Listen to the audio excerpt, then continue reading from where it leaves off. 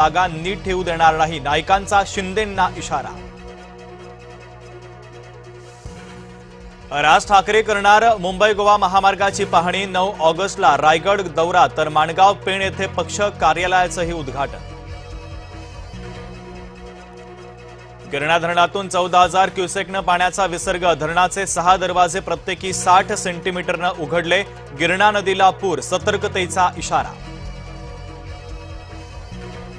पंढरपुरातील चंद्रभागा नदीनं ओलांडली इशारा पातळी। भीमा नदीपात्रामध्ये विसर्ग। नदी काठावरील झोपडपट्टीमध्ये पाणी शिरलं।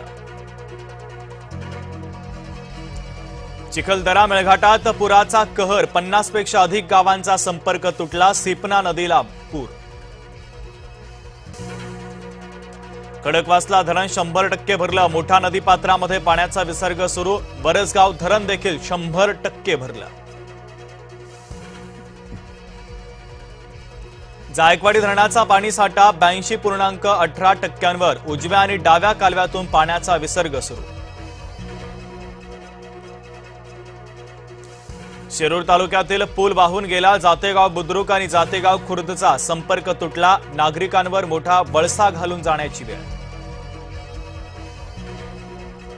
रत्नागिरीमधील आंबा घाटामध्ये अवजड वाहनांना पुढील आदेशापर्यंत प्रवेश बंदी। मुसळधार पावसानं रस्त्याला गंभीर भेगा।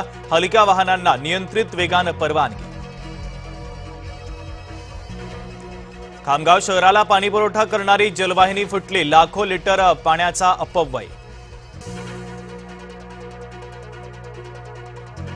कोकण रेल्वे मार्गावर नवी एक्सप्रेस ट्रेन सीएसएमटी ते सावंतवाडी दरम्यान दररोज एक्सप्रेस धावणार। खासदार डॉक्टर श्रीकांत शिंदे, नरेश म्हस्के यांच्या प्रयत्नांना मोठं यश।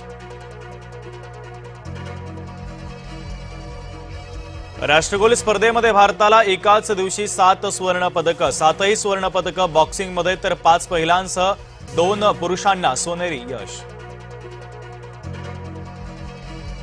ठाणे महानगरपालिकेच्या वतीनं नव्या गाड्यांसाठी लाखोंची उधळपट्टी। उपमहापौर, सभागृह नेत्यासाठी नव्या गाड्या खरेदी। प्रत्येक गाडीची किंमत 16 लाख रुपये असल्याची माहिती।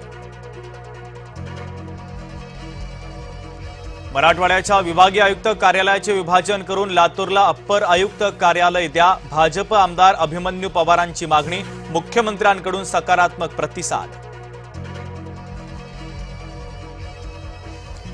ओमोर्समध्ये कतारच्या एलएनजी टँकरवर हल्ला। इंजिन निकामी झाल्यानं समुद्रामध्येच अडकलं तर इराणचा कुवेतवर देखील ड्रोननं हल्ला।